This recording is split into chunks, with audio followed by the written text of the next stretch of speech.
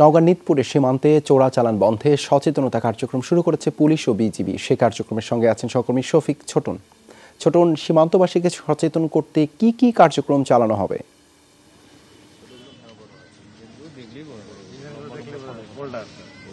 দেবাশিস, আপনি জানেন যে শীত এবং কুয়াশা বৃদ্ধি পেলেই কিন্তু সীমান্ত যে আমাদের যে সীমান্ত এলাকাগুলো রয়েছে সেগুলোতে অপরাধমূলক কর্মকাণ্ড বেড়ে যায়, যার কারণে এবছর আগে ভাগে আসলে এই কার্যক্রম শুরু করা হয়েছে। কিছুক্ষণ আগে নওগাঁর পুলিশ সুপার তিনি একটি ক্যাম্পেইন উদ্বোধন করেছেন এবং সচেতনমূলক কার্যক্রম চালিয়ে যাচ্ছেন তারা। এই বিষয়টি নিয়ে তার সঙ্গে আমি কথা বলবো। জনাব আব্দুল মান্নান, আপনি যদি একটু বলতেন যে আসলে কি ধরনের পদক্ষেপগুলো আপনারা নিচ্ছেন।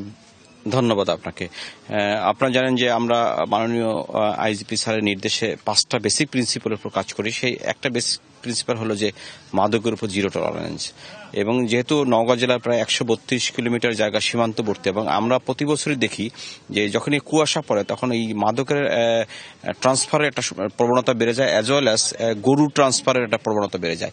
এতে মাদক যেমন ঢুকে, গরু যেমন ঢুকে, আরেকটি জিনিস যেটা হয় যে অনেক সময় আমাদের দেশের কোনো নাগরিক ওই দেশে যায় বর্ডার ক্রসিংয়ের ক্ষেত্রে অনেক সময় অন্য দেশের সীমান্তরক্ষী বাহিনীর গুলিতে নিহত হয়। তাতে করে মাদক ঢুকলো, গরু ঢুকলো, অ্যাজ ওয়েল অ্যাজ আমাদের দেশের সুনাম ক্ষুণ্ণ হলো।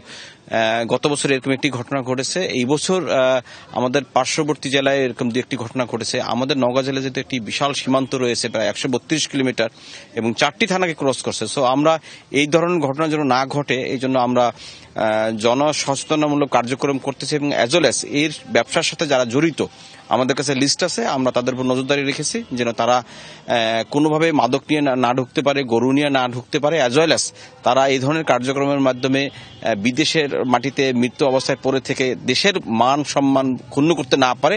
এই জন্য আমরা ক্যাম্পেইন শুরু করছি। আজকে আমাদের জেলার খাদ্যমন্ত্রী মহোদয় আমাদের সাথে এটি অল স্টেক হোল্ডারদের সাথে একটা মিটিং হয়েছে। আমরা সিদ্ধান্ত নিয়েছি যে আমরা এই ধরনের কার্যক্রম অব্যাহত রাখবো। ধন্যবাদ আপনাকে। শুনছিলেন দেবাশিস যে আসলে কার্যক্রমের অংশ হিসেবে মাইকিং এবং লিফলেট বিতরণ, আলোচনা সভা করছেন তারা।